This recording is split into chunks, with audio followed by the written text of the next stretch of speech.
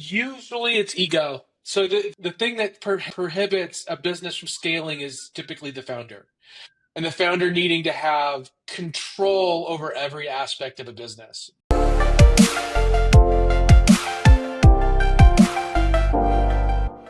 Hello, everybody, and welcome back to From Crisis to Justice. I am joined by a very special guest today, Anthony Franco.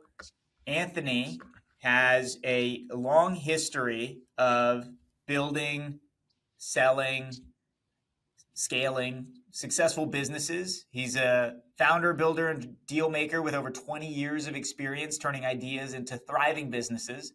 He's founded 6 companies across industries like tech, manufacturing, AI, consumer goods, and digital marketing. He's had exits that include sales to 2 public companies. He's even landed a Shark Tank deal with Mr. Wonderful himself. Thank you so much, Anthony, for being on today. Of course, thanks for having me. Listen, so I am really excited to dive into some of these tools, tips, and tactics that you've picked up over the years. So, what do you think is a secret that business owners most commonly overlook that keeps them from scaling? From scaling, usually it's ego. So the thing that prohibits a business from scaling is typically the founder. And the founder needing to have control over every aspect of a business. The companies that scale because the founder is really good at delegation, and really good at allowing people with constraints to make their own mistakes and to build their own their own fiefdom, if you will, within the organization. So I think it comes down to ego and control is what keeps most companies from scaling. Yeah, that's a great point. But I mean, let me ask you this. The counterpoint to that is, look, I've tried to delegate, I've given it to people, and it gets messed up or is done incorrectly, and then it comes back, and then I've got to do it or redo it. And that's what keeps me from wanting to delegate. And so maybe that's an aspect of what is the proper way of delegating. But what are your thoughts on that? Yeah, I mean, look, I suffer from this. I struggle with this. I typically like to exit a business before I have to worry about scaling for this exact reason, because delegation sucks. It's painful. Yes, you're right. They will not do it as well as you. But if scaling is important, then the largest company I scaled was 150 folks, so it was fairly large. And delegating to leaders is one thing. Delegating to leaders who have to delegate to middle management is really hard. Like things just get lost in translation, and you literally become not a micromanager, but you become you're managing problems that don't feel like big problems. They're just people problems. So it sucks. You're absolutely right. I can't argue that. That if scale what your goal is, you have to treat delegation like a craft. You have to treat it. You have to just get good at it, and the only way to get good at it is to practice. Yeah, obviously read books and read things like Good to Great and how to run meetings and how to delegate. But you just have to kind of do it and expect that you're going to fail at it for the first year, until you navigate how you can lead through delegation. Yeah, I love that. And so tell us a little bit about your journey into this and learning about this, and maybe even some of the hard knocks and the hard lessons you've learned to help the listeners shortcut the path that you've traversed the hard way. Yeah, so there's a piece of it that you can tell somebody how cold the water is, but until they jump in, they don't. They can believe you and nod and go, yeah, yeah, it's cold. But when they jump in, it's like, oh, he didn't tell me it was this cold. And that's really kind of what entrepreneurship is. You can give people mental models to think about things. That's kind of what I run a podcast. That's kind of what that podcast is about. It's like when you have an employee steal from you, here's how you handle it. But until you run up against it, and actually do it, there's no better educator than experience. and failure. So there's a piece of it that you just have to be good with the fact that you're going to run into things that you've never run into before, and you're going to have to navigate those, and you're probably going to suck at it the first couple of times. That's okay. That's part of the process. Yeah. And what tip do you have for somebody who might be struggling through something right now for the first time and they're not sure how to deal with it? They feel like they're drowning. The cold water, it hits. And as soon as it hits, you lose your breath and, you're just terrified. What do you think about how do you tread that water? Well, that's first of all, you're not alone. I think the underscore here is you're not alone. There's other founders that are going through similar things, and it's a very common feeling of being underwater as an entrepreneur. So the tip, the hack is go surround yourself with other entrepreneurs. Go to meetups. Go find a Vistage group or a peer group to join, to have these regular conversations with other founders. There is Entrepreneurship is incredibly lonely, and the only people that are going to get you are other entrepreneurs. So go find a group, and it doesn't have to be formal like Visage. It could just be go find a meetup and then start striking friendships up with other entrepreneurs. But that's the hack. The hack is to not do it alone. You can't do it with your spouse. Can't do it with employees. You can only have these conversations with other entrepreneurs. Can't do it with investors. It's only under entrepreneurs. Yeah, don't do it with investors, I guess. No, So, now, of the course, worst advice you get is from investors. Period. yeah, I mean, there's a reason that they're investing with you instead of just running it on their own, right? Yeah, I mean, you're a lawyer, right? So imagine I came to you and I'm charged with murder and I'm innocent, and I hire you as my lawyer, and you sit down and you say, "All right, so what should our defense be?" And I'm like, "What? What do you mean? What should like? You're the lawyer. You should tell me what, right? If Right. you're It makes asking me people for very advice as a nervous. lawyer, right? It's like, no, you tell me." It makes So people that, very nervous. Yeah, yeah, there's exactly absolutely right. an aspect of when somebody asks a question, you can answer them honestly about, hey, look, this is how the business is doing. But the reality is they fully expect you to have the strategy figured out. Exactly And right. and it makes them nervous if they feel like you don't have a strategy or the right strategy. But I do think, to your point, I completely agree with it. But I think there's something also very important that people should be aware of, which is like you can surround yourself with people. They can give you advice, they can give you tips, but at the end of the day, the work must be done. And many Yes. times, it's you in the work, and it's you in that fear. It's you with whatever challenges you've got to face, and you've got to go through them. Of course, you've got a team many times, or sometimes you're alone. But the reality is, at the end of the day, whether it's you or a team, if you're leading the team, you're still making the decisions, and you have to be willing to face those fears and overcome them to be able to get to the other side. There really is no other way. Yeah, and also the flip side of failure, we talked about the ego being I think the number one reason is being too involved in the business and having to manage every detail. The biggest failures I've seen, so there's more failures because of ego, but the biggest failures I've seen were where the founder or founding team abdicated their responsibility to their investors. They basically did what their investors told them to do, thinking that that's what their job was. So to your point, um, your job is to decide the direction based on all the information because you're in the business deeper and more strategically than anybody else externally in the business and anybody internally in the business. So you can't abdicate your responsibility of being the decider, which I hate that term, but you know what I mean. Yeah, no, absolutely. Yeah, I mean, ultimately, the buck stops with you, and Yep. there's a lot of chatter around you. There's a lot of static, and you got to be able to hear the right message out of all of it. Of this is the right move, this is what we're doing, and to be able to communicate with that with the team. Do you agree? Yeah, it's perfectly fine to not like. Ideally, you make a decision with data and rationale and a strategy, but there are times where you don't have any of that, and you have to make a gut call. Um, and the gut call just feels right. Um, Now, you're going to be wrong 50% of the time anyway. But there are times where you have to kind of go against what people are telling you because you feel your intuition is telling you otherwise.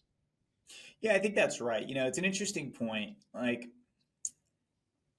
when it comes to going with your gut, my thought is as long as you're not going in the face of data and you're not going in the face of something that clearly indicates that this is the wrong decision, it's one being made out of ego or some kind of blindness. But it Yes. is but it is truly like this is a judgment call. It's a 50-50. Nobody really knows the right answer. Then at that point, you might as well trust your gut and go with it. And, Yeah. I Sometimes heard the this. data will tell you to go against your gut. And you said something, you underscored something that's really important. If you're making the call because it feeds your ego, then you're making the wrong call. It's got to hurt. It's likely a better decision if it hurts you somehow to make it. If it hurts your ego, it probably is a better call than if it feeds your ego. But sorry, I didn't mean to interrupt. But I think it was important to underscore that.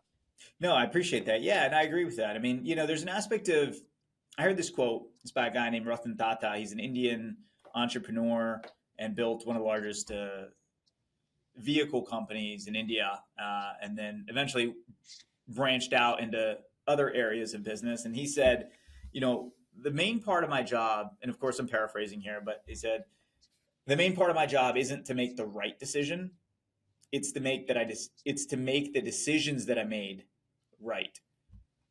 And so there's a big aspect to that. Now let me ask you this: when you've I love got that quote, data, by the way.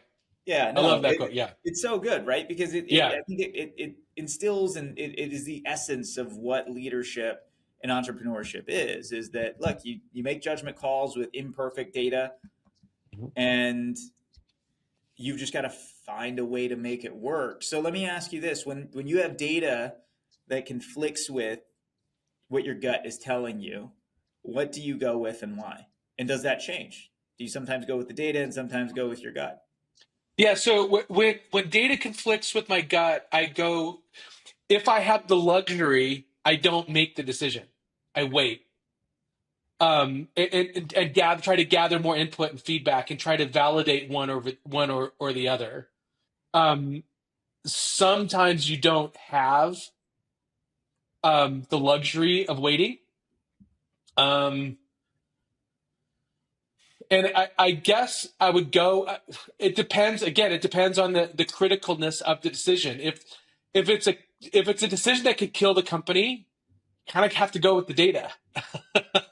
And if it's a decision that maybe can help you branch into if it's a growth decision, you're making a decision to grow into a certain area, and the data's telling you this way and your gut's telling you this way, then I would probably go with my gut.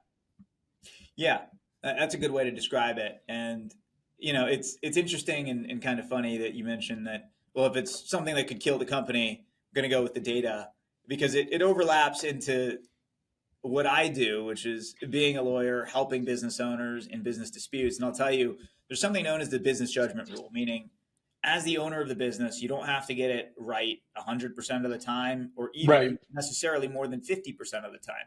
You just have to have a good rational basis for having made the decision. And if you're making decisions that say, let's say, kill a company, and the justification for it is, well, I had this data on the one hand, and I had this gut feeling on the other hand, and I went with my gut, and it just happened to be wrong. That's going to be very hard to justify from a business judgment rule perspective. Versus, look, the data said this, my gut said this, but I still went with the data because that's what the data said and showed. Much easier to be able to justify it, Justify especially. it to who though? Justify it to yourself? Yeah, well, I Still mean, doesn't in feel this right. context, right? So I think it'll be harder to justify to yourself if it goes wrong. Yeah, yeah, exactly right. It's one of those where it's, hey, look, I knew I should have trusted myself. But I'm just saying, from whether it's justifying it to an investor or to a Yeah. court, at the end of the day, that's what it comes down to, and that's one of the hardest things about, at least I think, of being an entrepreneur is you're expected to know the answers despite not having perfect data, despite not having everything you necessarily need to know. I mean, there's this whole aspect of, especially now with data and the speed at which it moves, if you wait until you've got 100% of the data, a lot of times you're making a decision too late, right? Yeah, I don't know if you're expected to. So if somebody tells you you're expected to know the answers, you're talking to the wrong person. I don't think you need to have all the answers. You need to have a framework to go discover the answers. Mm. So you know, really simple example. When a business is trying to figure out how to go to market, right? You have a product idea. You think you have some early customer validation. Now you have to decide how you go to market. There is no playbook on how to go to market. They're just not. And if you say you have everything figured out, I'm going to call BS on you. Like, no, you don't. You don't have the first indication of what search terms are going to work or what customer messaging is going to work. But you at least have to go into it with a framework. Like, here's how I'm going to find that stuff out and get the next day or the next week right, or figure out or have a measurement mechanism to figure out what you got wrong so you can tweak it for the next week and the next week. So you'd have to have this mindset that you're going to fail, and you just have to chop those failures up into smaller failures and then have incremental wins over the way. So as long as you're honest about that with investors, employees, yourself, other leaders, you're fine. You're like, we're going to go this way, and we're really going to go down this path for this long because I'm not sure about this path. And here's what I hope to at least learn from going down that direction. Yeah, it's a great point. And it then raises this question, which is, at what point do you decide to pivot, or do you decide that something isn't working or it's a failure? And how far do you take that experiment before you make a bigger decision? Such a This is the existential question for founders. When do you persevere versus pivot? Um, I don't think anybody really has the answer to that. Um, I really, it's like asking me what the meaning of life is. It's like nobody has that answer. um, so I wish there was a better way to frame it too, because you're right. For some founders, when do you pivot is when you are making that decision to mortgage your house to keep things going. It's probably a good time to pivot. Um, when when it's why you carve up bigger problems in smaller chunks. So you can do these micro pivots instead of these major pivots. So at the point where you're like, the business isn't working, we've sunk $5 million into it, we can't get revenue, it's kind of too late. Like, you've delayed the decision and haven't made the right, navigational decisions along the way. So it's pivot early and often, and in minor degrees, not major degrees. Yeah, I mean, that's a great point. I mean, I think part of this, though, is like, you look at some of these companies that are enormously successful, that lost money for years or even decades. Like, for example, Amazon, Amazon. Yep. Uber, uh, and there were these running jokes of, how much more money are you going to lose next year than you lost this year, and there was a steadfast determination in both founders in terms of, well, no, this is going to be profitable, this is going to be good. And whether it was Jeff Bezos talking about, well, we're margin positive on every transaction, we really see the growth here, and ultimately we will end up being a profitable company. This is the way of the future. And so he could kind of see through time of, this is the way, and it will link up with the present to help skyrocket sales, even if the company right now is not profitable. Yeah, this is kind of where venture capitals ruin entrepreneurship. So, you know, what is it? 0.1% of all startups get venture capital. Venture capital's hypothesis is 1 in 10 is going to be 1 in 100 is going to be successful. They want you to take big risks down a path, and so that blind focus on the end goal. And the part of the strategy is to lose money for years, because at the end it's about scale and you're making a penny off of every transaction. and at a certain scale, it does convert to a profitable business. That's what venture capital's for. You shouldn't do that in a bootstrap business. A bootstrap business, you should be thinking about cash flowing every month, every day. So it just depends on what your goal, what the business, the founding principle of the business. Is it to go big and go home? Then yeah, in that circumstance, laser focus on the goal. And if it fails, well, 99 do fail, so that's fine. We're just one of the 99.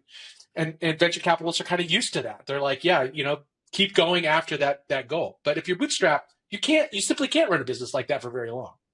Right. I agree with that. Yeah. There are lopsided incentives, and it is a very different business model. I'm a firm Yeah, believer in trying to bootstrap when you can. And I me mean, like, too. venture capital, it's got its place, but it does encourage a lot of Bad behavior. arguably, yeah, unnecessary risk taking and bad behavior.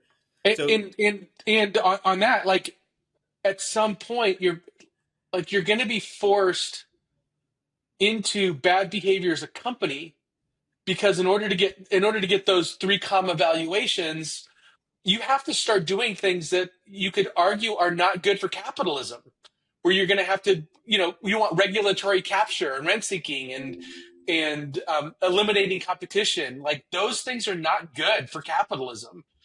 So there's certain circumstances where venture capital is good, but most of the time it's not. that raises an interesting question, Anthony. How do you define capitalism, and what is good or not good for capitalism? Uh, I'm a um, pure market capitalism without not allowing monopolies. So I think that there is a point at which a company gets so big, and I mean, look. My favorite story on this is what the oil companies did to public transit in LA. They shut down all the trolleys. They shut down. They bought the trolley systems and shut them down. Was it good for the shareholders of the oil company? Yeah. Was it bad for the people of LA? Absolutely. It was terrible. So I'm not a politician, so I wouldn't know how to craft a law around that, and those can get really. I mean, you're the lawyer. You tell me how you do this, but that balance between what's good for everybody without impeding capitalistic progress, there's a balance to be struck there. I don't know what the exact right balance is, but there is one to be struck. Yeah, and yeah, it's an interesting point because you and I share a similar view on capitalism, I think. I'm personally against a lot of government overreaching into Me too. capitalism, but I think that at certain points it is important and necessary because the world is not perfect, and you don't have perfect actors, and a lot of times there's a very dark side to capitalism, and you have people being poisoned, people being hurt, all in the name of profits, which is absolutely wrong. And you would expect the people running these companies or making these decisions would have more ethics and moral fortitude to make the right decision, but many times they don't. So the way I look at it is, look, at the end of the day, are you creating value for the people you service by the actions you're doing? So, for example, I mean, taking the trolleys in Los Angeles, that whether it's oil and or the tire companies that came in and that took them out so that people would drive more. I mean, who's that really creating value for? Ultimately, it's maybe the shareholders of those, but is it better for the greater good of humanity by removing public transit that lets people get around, that helps reduce pollution? I think the answer to that would be no.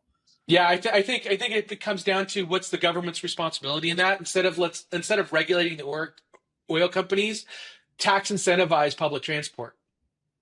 Yeah, So just flip absolutely. flip it around, right? Just make it more economically profitable to start public transport. Make it more economically viable to buy whole food rather than processed food, Yeah, right? Instead of 100% agree. subsidizing processed food, let's subsidize fruits and vegetables, Yeah, yeah, like locally 100%. grown, right? So I think it's just about where the incentive. Let's make sure that the incentives align with public good. That's where I'm at capitalism.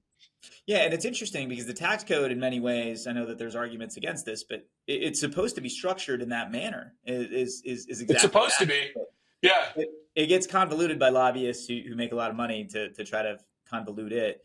Look, speaking of capitalism and venture capital, let's talk a little bit about your time on Shark Tank and the deal with Mr. Wonderful. How did that come to be? Yeah, so I don't know. Deep down, I think secretly everybody wishes they could be in Shark Tank, either to turn down a deal or to get a deal, right? Like, just, I want to be the guy that gets on air and tells Mr. Wonderful to go f himself, right? Or I can't wait to be on Shark Tank because I need the money to raise. So it's always just kind of been a personal goal to be on that show, just because it's just as a life experience. So I tried out quite a bit um, with my business, with my MC Squares business, um, and finally got on. I was an absolute nervous wreck. Um, and I wasn't nervous. Everybody asked, "What was it like standing in front of four billionaires or five billionaires?" Like that isn't what made me nervous. What made me nervous were the cameras, is looking like a fool in front of tens of millions of people. Um, so yeah, so it was quite an experience. Luckily, it turned out to be a very positive experience for me. Could have it's a coin flip whether or not you're cast as the villain or the fool or the hero. But yeah, it was really good experience. I got to deal with Kevin O'Leary. He's actually a really good guy. I'm not supposed to say that, but he really loves his entrepreneurs. And yeah, it was once in a lifetime. It's almost indescribable what it's like to be there. Yeah, and so maybe tell us a little bit more about the product and then what Kevin O'Leary was able to help you do with scaling it. Yeah. Um,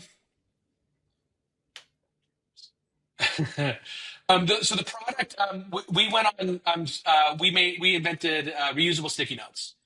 So, sold primarily on Amazon. And Kevin O'Leary I was very clear in what my objective was. So let me flip it to, I know a lot of Shark Tank entrepreneurs that have had bad experiences with their sharks. And it wasn't because, Lori or Cuban or Kevin or any of them didn't fulfill on their promises. Is because I think the entrepreneur went into it with the wrong expectation. They're not coming in to change your business or operationalize your business or tell you how to run your business. Again, that job is yours and yours alone. Their job is to help you with social reach. That's how I went into it. I wanted Kevin to help us with product launches. We launch a new product. I want Kevin to tweet it or to do an Instagram reel for us. Or we were raising more capital. Go out and help evangelize it. He was brilliant at that. He's an amazing um, uh, influencer, for lack of a better word. So, what he was great at, and what any shark should be really good at, is helping you evangelize the business. But their money's not going to change your business. Their operational prowess is not going to really help your business. Maybe some introductions into retailers might help you, but fundamentally, it's just about the social trust value you get for getting a deal on Shark Tank, as well as the social reach of your shark. Those are the two big takeaways from it. Yeah, that's fascinating and very insightful because I would have assumed the same thing that you're mentioning that a lot of people who get it wrong assume, which is that they're there to help operationalize and scale your business. So let me ask you this: the advantage, then, if you're saying that the advantage, maybe the biggest advantage, maybe the sole advantage, is their social clout and reach, wouldn't it be cheaper rather than giving up a percentage of your company in exchange for that? Wouldn't it be cheaper to simply pay? Because a lot of them you can pay to promote your item, right? Including Kevin O'Leary, which I see all kinds of ads, whether it's for accounting or all kinds of stuff popping up on my social media that he's promoting. So Well, what's the upside? he has ownership in those businesses. So yeah, Kevin O'Leary's not an. I mean, I'm going to imagine to get Kevin. I don't know this for sure, but I'm going to imagine to get Kevin O'Leary to pitch your business, it's a $500,000 plus equity. Most Shark Tank companies that go on don't have that kind of capital to hire that kind of influencer, and it is questionable whether like paid influencer marketing, has very questionable returns. I have not met many folks that are happy with the paid influencer marketing that they've done. The difference with sharks is that you have credibility because this person has looked into your business and put money into it. Therefore, they've vetted you as an entrepreneur, and as so it's not just their word, it's the implied trust that this you have somebody that's looked under the covers and said, yeah, this is a good person to back. Yeah, that makes sense. It's like a stamp of approval from somebody who should know what they're doing in It's business. And proof, it's social proof. right. Okay. Yeah. And so what kind of things did you learn from that deal with Kevin O'Leary and Shark Tank that you think the entrepreneurs would benefit from? Yeah, I think look, trying out let's talk about whether or not it makes sense to try out for Shark Tank, right? So 40,000 companies a year try out for Shark Tank. 1,800 make it to vetting where they call you back. um, uh, Half of those, so about 900, make it to like true background checks and get to the second and third round of auditions. They fly 180 people out to film, 120 actually film, 80 air, 40 get a deal, 20 close a deal. So the odds are not like, if you're going for capital, if you're doing this because you need it in order to be successful, don't do it. It's a huge time suck, and the odds are just not in your favor. It's like 0.5% or something like that. So you my advice would be, you got to go into it for the right reasons and treat it not as the savior of your business, but hey, this would be really good for us, but we're gonna make it with or without it. And I think I think that might be the fundamental takeaway. Any one thing that you do, it can't be the white knight in your business. You have to have contingency plans and contingency plans for your contingency plans in order to really make it, because nothing is going to pan out the way you think it is. Yeah, I agree with that. The saying I have is, "What's a plan A without the plan B, and what's a plan B without a plan C?" Yeah, and I think this is where venture gets twisted. Is I think even Cuban has said, if you have a B plan, then you're not going to make it. I think it's a terrible way of looking at it. So I think what he's saying is, this whole burn the boats mentality is like, the story. I think it's Genghis Khan. Like he rode his ships up to the shore, his troops, to conquer a nation, and he would burn the boats behind him, so they didn't have any other plan but to conquer the nation. That's great for nation conquering potentially, but terrible idea for your business. Terrible idea for entrepreneurs. Because the likelihood of you succeeding is so small that you need to have B plans for everything that you're doing, for every strategy, including the business. Yeah, I agree. It's terrible advice. Yeah. Because it also assumes a lot of things. I mean, it sounds nice. It sounds good. Oh, we'll burn the boats and never retreat. But the reality is, some of the most successful companies we've all heard of started from pivots. Everything from like Listerine mouthwash to Viagra. I mean, these things were originally meant for something completely different. Absolutely right. Yeah. Viagra was And a blood pressure medication, right? yeah, exactly. Yeah. And Listerine was to clean floors. So so it's an interesting pivot. Somebody said, "Hey, you know what? Let's take it off the floor. Let me just swish it around in my mouth, see if it works." Clean mouth, I guess. That's very funny. Yeah. So yeah, I think there's a lot of short sightedness with that quote. I mean, I do understand what the essence of it is, which is, look, don't plan on failure, plan for success, and commit your energy on focusing on the success. So I do agree with that, but I think I agree with that too. This aspect of, well, don't worry about any kind of contingency planning, that's pure lunacy. It's Yes, I agree. So let me ask you, when it comes to entrepreneurs and entrepreneurship, what have you found, maybe even through your own experience or talking to others, are some of the core skills that they need to be successful entrepreneurs? Uh, the Look, great entrepreneurs are delusional. They despite the odds, they think they're going to be successful. Um, so we just got off talk. We just got done talking with contingency plans.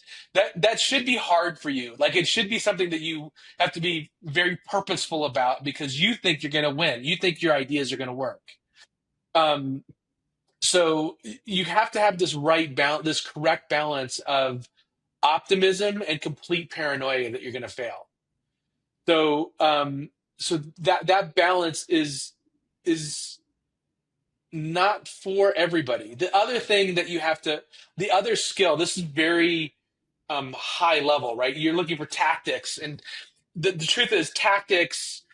There is no archetype that means that you're going to be a successful entrepreneur. It doesn't work. Um, but the one thing that every entrepreneur has, successful or more successful than not, is this embrace of failure. This embrace that everything that you're going to do, everything that you think is going to work isn't, and you just have to kind of embrace that and look for failures and look how to modify behavior to mitigate to reduce the number of failures. And that's hard. That's hard because you're basically asking for continuous ego hits. Um, so I wish I had something more tactical. Like I'm trying to think of something that would be a takeaway, but really that's what it is. It's just this embrace of you're wrong. Look for ways to be wrong and look to learn at every course. The other thing you have to have is curiosity. You have to have this mindset of this constant like I wonder how this thing works and go and try to figure it out for yourself. Like that's a key trait. A servant heart. I find entrepreneurs that have servant hearts tend to do better, especially when when there's people involved, when you need employees. Um, and you have to be you. The other thing that I think is a big mistake the founders make is not being in the weeds on the P&L and balance sheet. Like you've got to be very financially focused and know where every dollar's going and know how every dollar's coming in. I wish I had more deeper, refined tactics, but those are the places that I see people fail and succeed. Yeah, I mean it's rational. And I do appreciate that because the reality is that is the type of real advice that I think is many times lacking. Meaning it might not sound lofty or majestic in some way, but it really is just the truth that these are the hard skills that people need. What do you think about Well, the if I add to that, entrepreneurship is a blue collar job. go on? Uh, You're getting your hands dirty. You're doing things that you wouldn't do as an employee. You're putting yourself out to be shamed, to look foolish. Um, you need to be willing to go do any job in the company. And so it's work. It's not strategy. It's work, which is associated with blue collar.